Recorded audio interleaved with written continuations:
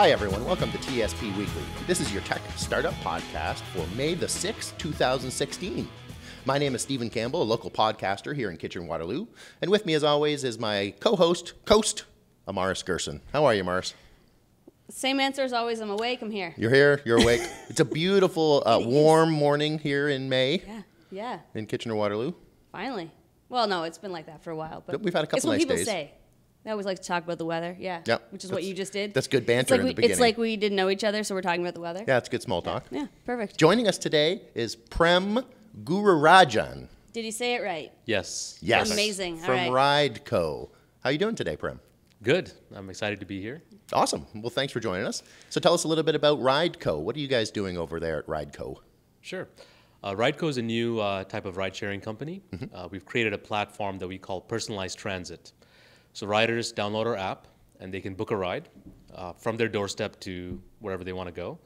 And what happens behind the scenes is our system automatically routes vehicles and enables shared mobility. So the vehicle shows up, picks up the passenger, and along the way, you may be sharing a ride with other people going in a similar direction. So you may pick up other people, and then you're dropped off. But the key is when you book your ride, you're given a specified drop-off time. So you can feel confident that you'll be dropped off on time. While at the same time, by sharing your ride, it's a very cost-effective trip. So we launched in Waterloo recently. Yep. And basically, the residents of Waterloo can get a ride to and from anywhere within the region for about $4 to $8 door to door. Wow. That's really cheap, eh? That's even better than Uber. Yeah, so it's I hate to say it's Uber, it's like Uber, but it's better because it's you Uber share with and ride it's sharing. cheaper. Yeah. And they're giving you a time, whereas you're already sharing a ride when you're taking Uber. You're sharing with the dude who's driving you. So now you're just sharing with one other person or more. Or more, potentially. That's great. Yeah. So it could be even cheaper if there's more people. Is that right? Your ride is priced in advance. So when you book your ride, you know the price. Okay. And it's based on aggregate. Sometimes you could be sharing with 3 other people, sometimes with 1 other person. Right.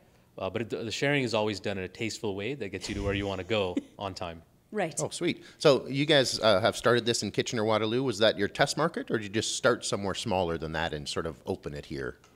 We first actually developed the technology in conjunction with some professors at the University of Waterloo.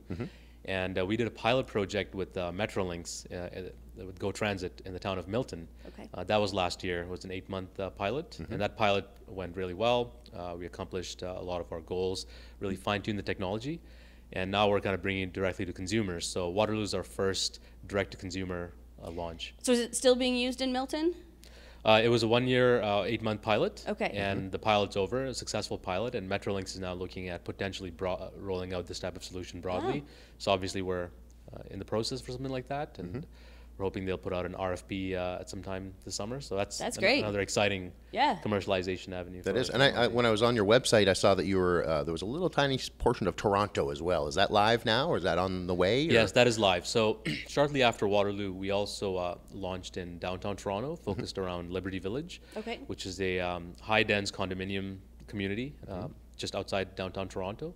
And the deal there is if you live in Liberty Village, you can commute during peak hours using our service for about, again, $4 to $8 to one of 40 locations in downtown Toronto. That's amazing in Toronto. That is cool. Because it is terrifyingly expensive to get anywhere. So are you kind of looking at 2 people then? You're looking at the person that wants to take a ride and save money, and then a driver that wants to make a little bit of money too? Exactly. Like I'm a driver, I can be your customer? Yeah. So how does that process work? Do I have to get signed up and have to be 21, I understand, and have a car that's not older than 7 years? Exactly. Right? Yeah. So it doesn't smell too bad? So, yes, that's true. So so on our platform, we open it up to both the traditional taxi providers. So in Waterloo, we've got a lot of taxi partners, as well as private drivers. So obviously, with the private drivers and taxi partners, they go through a rigorous screening process. We do background checks, both local and RCMP. We have 0 tolerance for any funny business, and if it comes back. No funny cars, no clowns in funny cars driving anyone anywhere. No. That's a bit of a stretch. Another dad joke. Yeah. And And also, we look at their driver abstract to make sure they don't have any drunk driving or any record like that. And we also vet the vehicles in person, like you said, to make sure they're in roadworthy condition. In addition to that, similar to other ride-sharing platforms, riders can rate their ride. Okay. And so the feedback comes in, and driver partners need to maintain a high rating. So if they fall behind, then we deactivate them or we give them some coaching based on the feedback that's coming from passengers. So how many people are using so far? How many people have downloaded the app? How many people do you have using the app? Yeah. So in Waterloo, we've been live publicly for a bit over 8 weeks. Okay. And we've been actually floored by the traction. We've already completed over 10,000 rides. Amazing. Wow. And there are about, I would say as of now, maybe 700 active riders that use it regularly, weekly active riders. Wow. And it's growing. So, and we... yeah, 8 weeks, that's start, like you're right at the beginning, so you've already proven that it's successful. Yeah, and what's been exciting about this initial period is a lot of that growth has been referral driven. So our users, through the app, they can refer another person they know. And if that other person takes a ride, then the referrer gets a free ride. Oh, neat. And so there's an incentive. If you like the service, we incentivize you to refer it. And so a lot of that growth has come just through organic referrals. That's great. And we're going to actually do more marketing. We've been partnering with local events and event coordinators and venues. So you'll be seeing more of RideCo locally. But yeah, we're pretty excited. I was in the Velocity garage or jungle yesterday and speaking to a friend, and she was so excited about RideCo that she brought it up on her phone and showed me, and we did a fake ride from downtown Kitchener to Conestoga College, where I live, and I could go at any time, and it was going to be $4. It was Kendra. She was like, "Isn't that cool?" Yeah. And we were like, "Yeah." So a user was so excited about it. I had my car, like I wasn't going to use it, but she showed it to me and was really excited. So you have some evangelists out there that are really excited about $4 rides. We heard about you from one of those people. So That's Alex Kinsella, is that how you get it right? Kinsella. Very nice. No, it's Kinsella. Oh, is that right? Yeah. Yeah, he we corrected stumbled us. upon that. Yeah, it was an accident, and he's like, "That's the way you say it." Okay. So is there any drama, Prem, between, like, the last I heard with Uber, it was like taxi cab drivers in the streets with pickets and pitchforks and torches and stuff, right? So how are you able to get the taxi cab and the Uber driver to work together? How's that process been for you? Well, there's a lot of change happening in the ground transportation industry, and certain transportation providers like taxis that have traditionally been protected by regulation, it's now changing. So the market's opening up to more competition. So there's definitely tension, but there are progressive taxi partners out there that recognize that this new industry that's coming up is actually also a growth opportunity. Because as we lower the prices, make sharing possible, you open it up to more people to participate. So those that may not be able to afford a taxi with the traditional fare structure can now actually take a shared ride much cheaper, so they can go out more often instead of trying to drive their car or trying to drive after dinner or after drinks. So it expands the market to a broader audience. And I think we've been fortunate that there are taxi partners here in the Waterloo region that are progressive and that recognize this as an opportunity and that have partnered with us. It could be different in other markets. Let's talk about what has brought you into the startup community. So what has been your fuel to get to be a startup? Why you wanted to be a startup? What did you go through an incubator? Yeah. Did you have a mentor? Sure. So I must say I have two co-founders in RideCo who make my life easier and on a day-to-day basis. But so my background, I graduated from the University of Waterloo in computer engineering. Okay.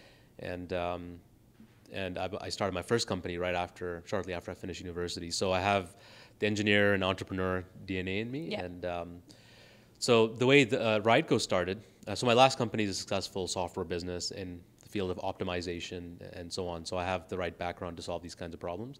But the motivation for this startup came a few years ago when I learned about my sister's daily commute problem. She was living in the GTA, and she took a bus every day to work, and it took an hour each way, over an hour. And that same trip would have taken 20 minutes or less. Yeah. And she always complained about it at family dinners or when I saw her. And at some point I thought to myself, why does she have to walk and wait, get on one bus and then get off and wait and transfer to another bus and get off and walk? Yeah. Instead, we should have some kind of dynamic bus or dynamic van that picks her up, picks up other people, And this can change every day depending on where people are going, what time. It just needs to be dynamically created schedules, and drop her off. And so that was the idea. So sister was the genesis. Yeah, solving my sister's commute problem. And then, so that's kind of how it started. And obviously I connected with my co-founders a bit shortly after, and they got excited about the potential, and and things snowballed from there. Great. And so you've obviously had a lot of support from your family, and obviously the degree sort of helped you as well, and that community that you're in, Waterloo. You said your other company was out of Accelerator Center? Yeah, so my last company, which is still a successful company in the area, it's growing, and it's got clients, including Fortune 500 businesses all over the world. Great. But Tangam used to be at the Accelerator Center. Okay. And then we graduated, I don't know, 2009, 2010, like around that time, and I've been growing ever since. And you learned probably a lot from the mentors that were at the Accelerator Center. Trying to get you to talk about, mentorship. The community, yeah, absolutely. Yeah, I think we have a great community here, and certainly the Accelerator Center. It's not just the people that are employed there, but also the people that they bring together, because you have investors and other entrepreneurs who come to the Accelerator Center to socialize and interact with startups, and you form informal relationships with them. So in the early days, certainly some of the other entrepreneurs, successful entrepreneurs in the community, like some of my early investors, Doug Bain and Murray Gamble, and some later investors, John Park, Lawrence. So they were, they kind of wanted to help an aspiring young entrepreneur, and so they've been very instrumental in kind of helping me, allowing me to bounce ideas off them and giving feedback. And certainly the Accelerator Center has played a key role in kind of making these connections possible. But this current company, RideCo, it's not out of an Accelerator Center. It's not out of an incubator. Am I right? No. You're not in Velocity in any way. So this is run out of just your own fuel. Yes. Yeah, that's great. Some of the success from the first one gave you some confidence to start the second one? Yeah, absolutely. So the way it happened was it started off as a project that was incubated in my first company. My first company is a profitable company, and we were able to invest some of its excess cash into this venture. And were Darren and Matthew, your co-founders, involved in that first company at all, or were they brought on? No, from the I knew Darren socially through friends, and he was at BlackBerry before. And Matthew, I knew him through my first company. He was at another startup at the time, and they were trying to sell their software to our startup, so I kind of knew him from that commercial relationship angle. And but they came shortly after kind of the new idea. Saw the vision and wanted to jump on board with you. Yeah, that's great. That's great. Let's talk a little bit about hiring and some cool companies here locally that are doing some neat hiring things. Smooth. We're doing our commercial now. Excellent. Well, we're going to talk about Igloo because they back us, they support us. Igloo is one of our sponsors. Yes. And we certainly appreciate that. Yeah, and they just were listed, nominated. No, not nominated. They won. They won. Yeah. Top 100 small, medium businesses employer. For hiring. Yeah. I had it. We have our cheat sheets here. Yeah. So they small and medium they were in business. the Globe and Mail, and was that a Forbes? No, it's Iluda. Iluda. Yeah, it's actually a big competition that happens yearly. So they were recognized as last year, although it's 2016, but it's recognizing for 2015. Which is the latest they can win. Yep. And so they were recognized as being one of the top employers in the area, which is very true. So they've gone over 100 employees now? Yeah, like so 101? this listing says that they have full-time employees in Canada 65, which we know is garbage because they're well over 100. That's right. Yeah. They've been around for 7 years. That's great. 2009 they started. That's 7 years. It says 2008. It says right there. Well, it's 2005 or 2015, right? So if they're last year, so Sure. Yeah. Yeah.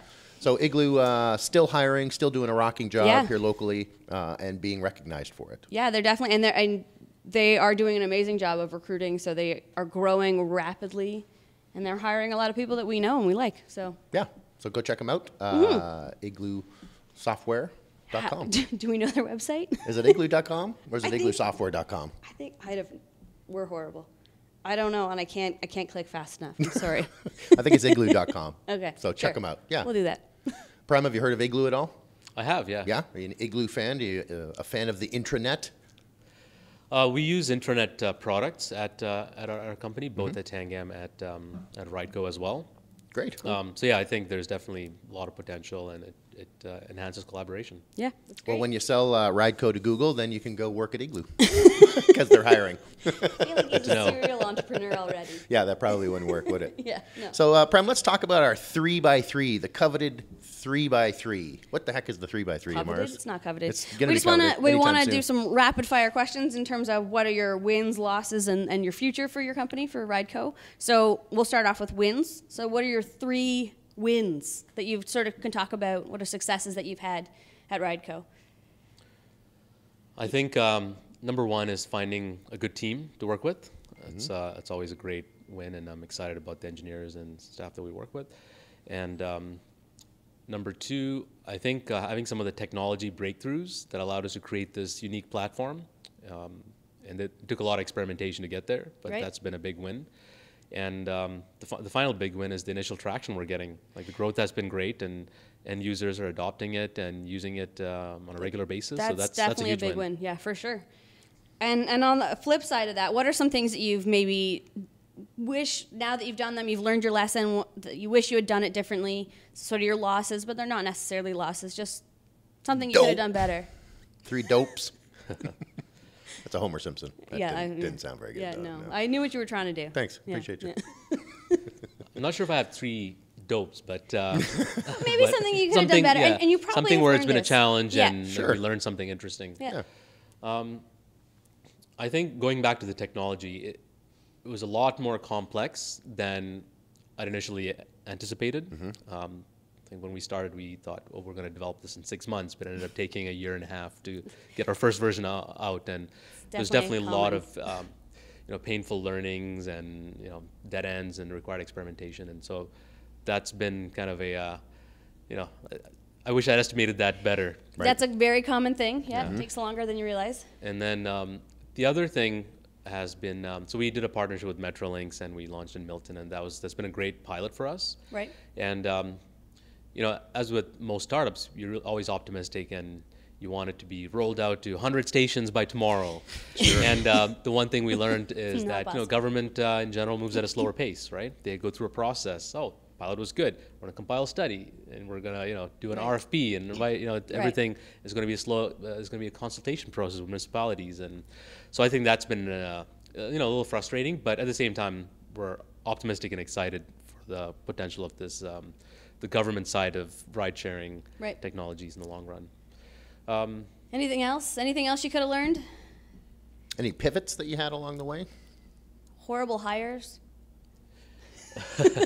You don't have to name them. So I think one interesting, I don't know if I'd call it a pivot. We're constantly, every startup has to constantly adapt and make tweaks to its model. But one thing that's been very interesting was when we started, we thought that our driver partners would be based on more of a dedicated driver shift-based model, similar to how taxis work. Right. Which is, hey, I'm scheduled for this shift, and I'm going to do RideCo for the shift, Right, and so right. on. But what's been interesting is this whole on-demand, work whenever you want economy, and that's been, so we had to actually shift a bit of our back-end engine to allow for our driver partners to be able to do that. So, for example, they could have a taxi app, or they could have an Uber or Lyft app, and they could have our app, and they can choose to turn it on whenever they want and take shared Right. rides, deliver shared rides whenever they want. And so that whole on-demand work economy has been interesting, and that required some retooling of our That makes back sense. end. Yeah, I always am interested when you have that sort of presumption that it's going to be shift work, and this is how they're going to use it, and then your users tell you, oh no, Yeah, it's no, not this is how how it we works. want to use I it. just want to turn it on and take accept one a ride ride a day. whenever I want. Yeah. And so that's such valuable feedback to get from the user, right? Are you guys eating your own dog food? Did you take your own, use your own? Yeah, absolutely. All of our staff use RideCo. Almost everyone uses it every day. It's great. And I think that's one of the best ways to learn, right? We identify things that need to be improved. There's a bug, we catch it early and we fix it. So what's 3 things you're aiming for the future? What's the next steps for RideCo? So obviously, we're going to continue on this exciting growth track and get embedded into the whole transportation fabric of Kitchener-Waterloo. Okay. Kitchener-Waterloo is a car-dependent city. It very much is. We want to change that. We want to change the status quo and say, you don't need to buy and own a car to get around Kitchener-Waterloo. And then we're going to be expanding the service further in Toronto. to more neighborhoods. That's great. And a big one that we're excited about is at some point later this summer, we're going to be launching long distance, all day two-way service between Kitchener-Waterloo to Toronto. Oh, that's amazing. Door to door. $4? Not at 4, but it'll be very cost effective. That's It'll great. make you think twice before answer. you drive your own car and choose to That's park in great. Toronto. Yeah. I encourage So- everyone to do that. So when I drive to Toronto, I got to drive The to roads are Toronto clear. today, so yeah. oh, do you?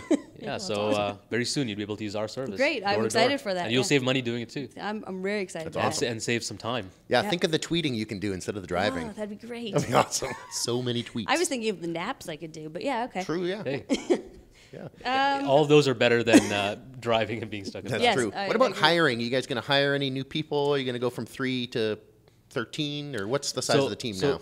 So we have almost 20 staff already Okay. right now. So we are actually hiring for engineers. So so the key areas that we're looking to hire are algorithms, because it's very optimization algorithm-driven product.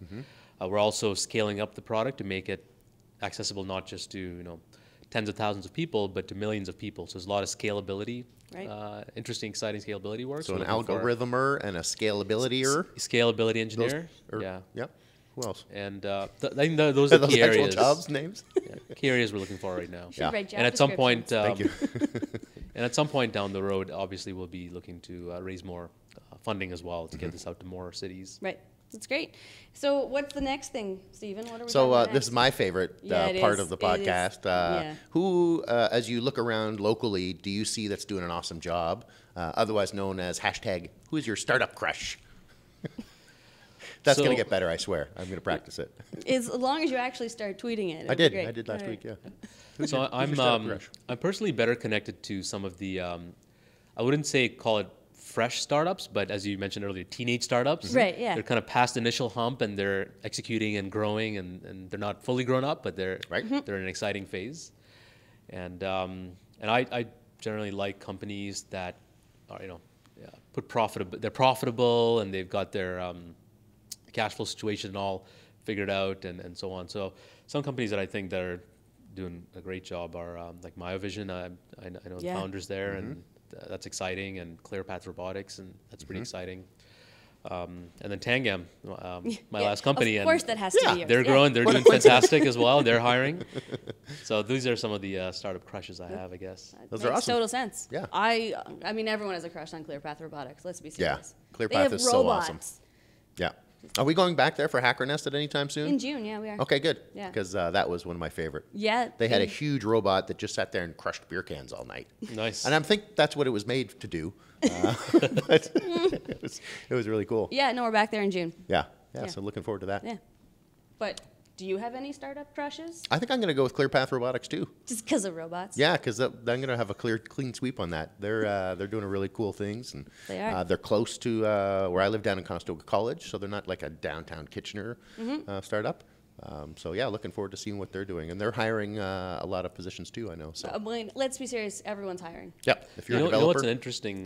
Sorry, I didn't mean to Yeah. interrupt you there. No, that's the Interesting end. stat is a lot of these like teenage startups are because of their size and their need for more space and all are not in the main transit route areas, and they're kind of a bit far away because they need a warehouse and so on. Right. So we're actually seeing quite a bit of RideCo usage by their staff Oh, because you that's- can't get to places like I don't know where my vision is easily through Yeah, transit. Manitou. Myovision's moving though, but just Yep. Right. So we have a lot of their staff at some of these companies that are not That in makes downtown sense. Kitchener, not in uptown Waterloo. Yeah. They use RideCo. yeah, that makes sense.